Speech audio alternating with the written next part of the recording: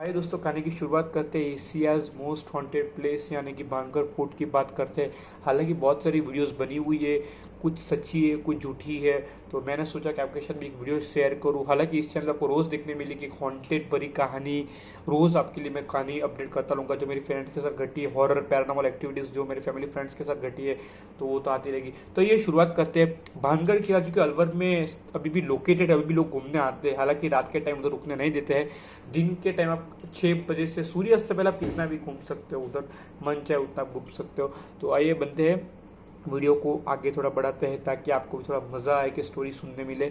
तो राजस्थान में अलवर में लोकेटेड ये भानगढ़ जो किला है दोस्तों, ये बहुत ही भूतिया माना जाता है, बहुत ही हॉन्टेड, क्योंकि मतलब पैरानॉर्मल एक्टिविटीज़ हुई है, लोगों ने महसूस भी की है जो रात में रुके हैं। हालांकि रुकना नहीं चाहिए, लेकिन कुछ न्यूज़ रिपोर्टर हो गए, कुछ जो एक्टिविटीज़ जो स्पेशलाइजेशन होते हैं जिसको पैरानॉर्मल एक्टिविटीज़ का पता चलता है, उन्होंने बहुत सारी मीडिया पे अपडेट्स, विकीमीडिया हो गया, यूट्यूब पे शेयर किया है। तो एग्जैक्टली उधर वो टाइम पे क्या हुआ था, ये 1573 की बात है। जाके राजा माधव सिंह और उनका पुत्र कोई नाम कुछ दिया हुआ है आपको, बोलता हूँ मैं नाम। पुत्र अजब अजब सिंह ने ये भानगढ़ किला बनाया था।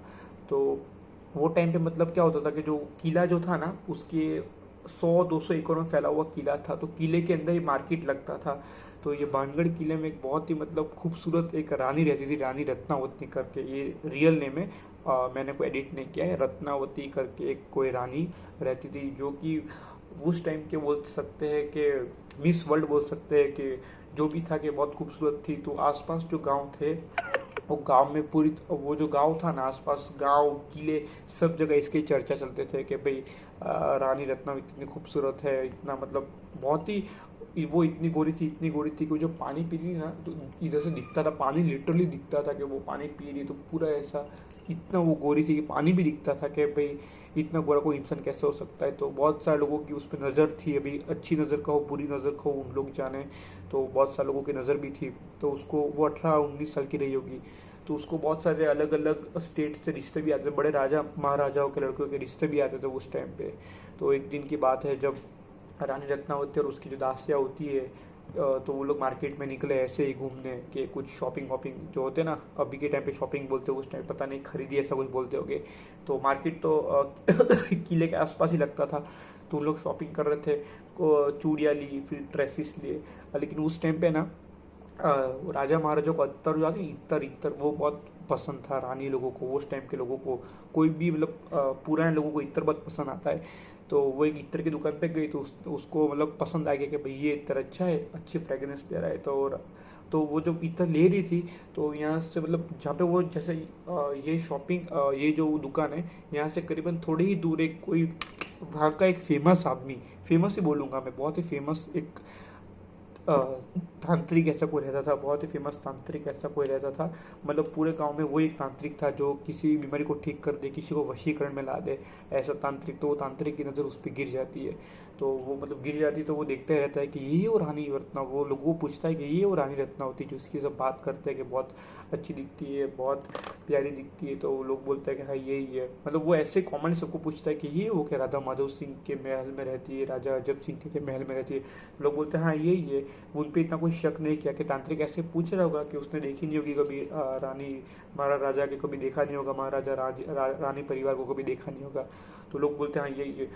तो वो मतलब उसको देख के उसको अट्रैक्शन हो जाता है इस पे, क्या एकदम अट्रैक्शन हो जाता है कि भाई अभी तो कुछ ना कुछ करना पड़ेगा, बहुत ही सुंदर दिखती है, ऐसे उसके थॉट्स आते हैं माइंड में। तो वो क्या करता है, वो मतलब जैसे वो रानी जो थी, वो जो इत्र होता है ना, वो दुकानदार को बोल देती है कि इत्र मेरे वाटर में पहुंचा देना, इतने इत्र का ऑर्डर दे देती है कि इतना इत्र पहुंचा देना। वहाँ से वो निकल जाती है।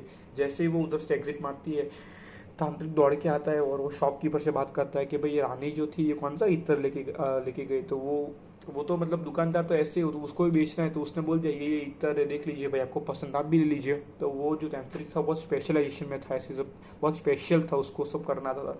तो वो इत्र पे ऐसा कुछ काला जादू मंत्र ऐसा फूक देता है कि ऐसा कोई तांत्रिक मंत्र बोल देता है कि उसके वश में आ जाए, उसके पीछे घूम जाए, ऐसा कुछ बोल देता है। तो उसका काम करके तांत्रिक वहाँ से निकल जाता है कि अब मेरा काम हो गया, वीरानी मेरी है और किसी की नहीं हो सकती, ऐसा करके वो निकल जाता है। फिर आधे घंटे 2 घंटे के बाद जब फोर्ट में वो इतर पहुँचता है तो रानी के हाथ में आता है। तो रानी बोलती है कि इतर में कुछ ना कुछ गड़बड़ है। वो बहुत शार्प माइंडेड थी कि भाई इतर में कुछ ना कुछ गड़बड़ है, इतर काला जैसे आप लोगों ने छुआ काला नहीं हुआ, मैंने छुआ तो इतर काला कैसे हो गया। फिर वो तुरंत उसके सिपाही भेजती है और जो शॉपकीपर उसको बुलाती है, उसके सामने फोर्ट में बुलाती है, यानी कि महल में बुलाती है कि भाई ये इतर में कुछ ना कुछ गड़बड़ है, सही से बता क्या गड़बड़ है, वरना फिर मैं महाराज को बोल दूंगी। तो वो डर के मारे बोल देता है कि मेरे आपके जाने के बाद वो तांत्रिक जो है वो पहाड़ियों पे जो बैठता है वो आया था और ये कुछ अंदर कुछ मंत्र वंत्र फूक के चला गया। तो ऐसा अब उसने सारी बातें बताई डर के मारे कि भाई अभी तो क्या करूँ, बोलना ही पड़ेगा, महाराजा को पता चला तो दंड की सजा को सजा दे देंगे। तो जितने में वो मतलब सब बात महाराजा जी सुन लेते, तो महाराज जो होते हैं ना माधव सिंह के, उनके बेटा अजय सिंह पूरे मतलब वो बिठाते, क्या बोलते हैं, बैठते, वो मीटिंग बुलाते हैं और तांत्रिक को बुलाया जाता है। तो तांत्रिक को पूछा जाता है कि तूने ऐसा क्यों किया। तो वो तांत्रिक बोलता है कि मुझे रानी रत्नावती से प्यार हो चुका है और मैं इनके बिना नहीं रह सकता, आप मुझे इनके साथ शादी करने दीजिए। तो राजा वो जो था माधव सिंह और ये जो थे राजा क्या नाम है इनका, अजय सिंह बोलते हैं अजब सिंह के नहीं, ये मैं हरगिज बर्दाश्त नहीं सकता कि इनको रिश्ते बहुत बड़े बड़े लोगों से आ रहे हैं और ये छोटा मोटा तांत्रिक ऐसे उसको बहुत मतलब भरा बुला बोलता है, उसको बोलता है कि इसकी फांसी की सजा दो इसे। जो वो तांत्रिक बोलता है कि मुझे फांसी की सजा मत दो, वरना ये जो महल है ये किसी मतलब कोई नाम का नहीं बचेगा, पूरी तरह से तबाह हो जाएगा, जल के राख हो जाएगा, यहाँ लोग मर के मतलब ये पूरी जगह खंडक हो जाएगी, यहाँ फिर कोई रहने नहीं आएगा, ये मेरा श्राप है।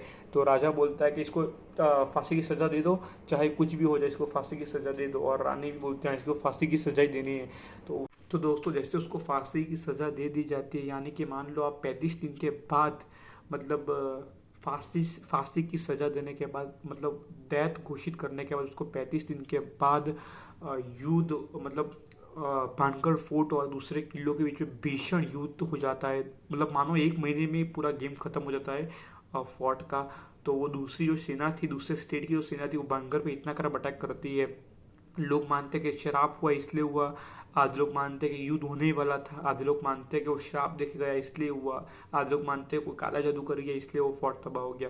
तो युद्ध हुआ तो सब लोग मतलब जिंदा ही मर गए थे, सब रानी कह लो राजा लोग कह लो, सब लोग जिंदा ही मर गए। वहाँ के जो लोग थे, गांव के जो लोग थे, भानगढ़ अलवर जो रहते थे, वो लोग भी सब युद्ध में बहुत बुरी तरह मर गए। और माना जाता है कि आज सदी इस बात को सदियों बीत गए, लेकिन आज भी रात को वो महल सजता है, अंदर लोग बैठते हैं, किसी के नाचने की, किसी के रोने की, या किसी के तो मतलब मार्केट भी सजता है। ऐसे लोग मानते हैं जो गांव में रहते हैं, वो लोग बोलते हैं कि रात को ऐसी आवाज़ आती है। और कुछ लोगों ने तो ये भी देखा है कि वो जो पहाड़ियों पे तांत्रिक बैठता था ना, वहाँ पे बीच में कुछ फायर की लकड़ियाँ भी जलती है और कुछ बुरी बुरी आवाज़ आती है रोने की। ऐसा सब लोग लिटरली मेरे रूम तक खड़े हो गए दोस्तों, जो बाहर था वो खड़े हो गए ये सब बोल के। जब मैंने पढ़ा भी और सुना भी है कि लोग बोलते हैं कि वो भी सब सचता है, सब जो पहले सदियों के लोग थे वैसे सब आवाज़ आती है।